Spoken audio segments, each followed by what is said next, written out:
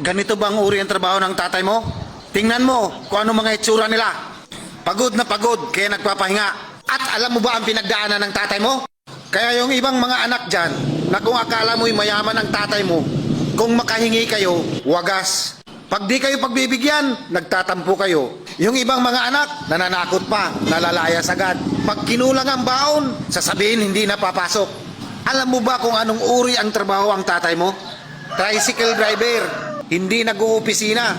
Kaya yan, pagod na pagod sa paghahanap ng pera sa kalsada. At nagtitipid pa ng makakain para may mauwi at may maibigay sa'yo. Kaya matuto kang tanggapin kung anong maibigay ng tatay mo sa'yo. Magpasalamat kayo kahit maliit na bagay na maibigay sa'yo.